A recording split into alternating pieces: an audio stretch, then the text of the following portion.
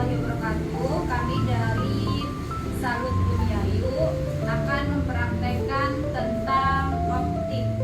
Perkenalkan, nama saya Anggi Maudatul Fauzia dengan NIM 857631901. Saya Muhammad Farid Abdillah dengan NIM 857635576. Saya Syaidana Sukma Sakia dengan NIM 857621584. Saya Novi Sofira dengan NIM 857630956. Saya Lala Nobila dengan NIM 857628928. Saya Muhozia Fitria dengan NIM 857629865. Selamat menyaksikan.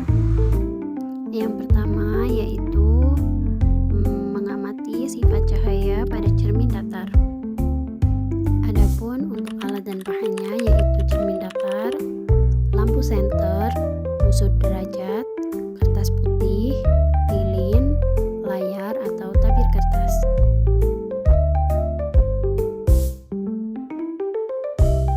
Untuk percobaan pemantulan cahaya pada cermin datar yaitu yang pertama, susunlah lampu senter dan celah cahaya di depan cermin datar seperti pada video tersebut.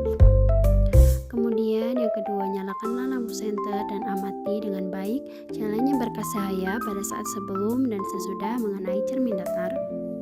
Kemudian yang ketiga, gambarkanlah jalannya berkas sinar pada langkah kedua sehingga tampak sudut datang dan sudut pantulnya. Kemudian yang keempat, ukurlah besar sudut datang dan besar sudut pantul tersebut. Kemudian yang kelima, letakkan sebuah lilin di depan cermin datar dan amati bayangannya di depan cermin datar. Yang terakhir, catatlah bagaimana sifat-sifat bayangan yang dibentuk oleh cermin datar tersebut.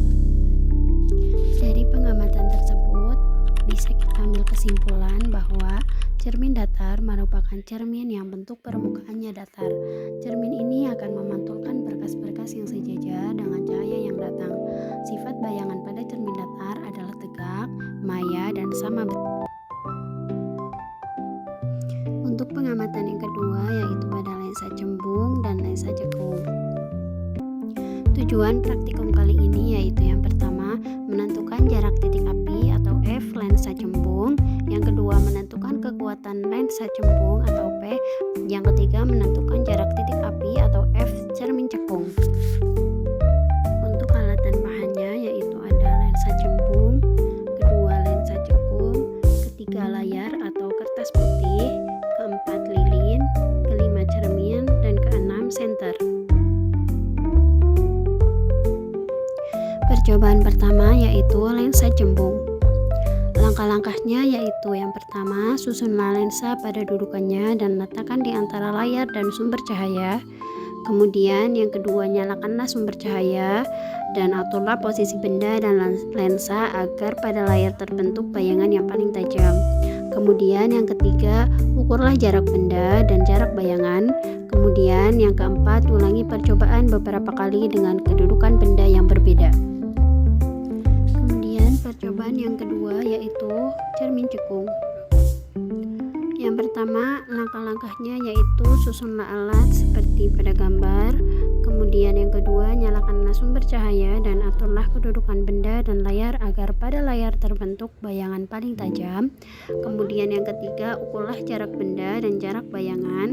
Dan yang keempat, ulangi percobaan beberapa kali dengan kedudukan benda yang berbeda.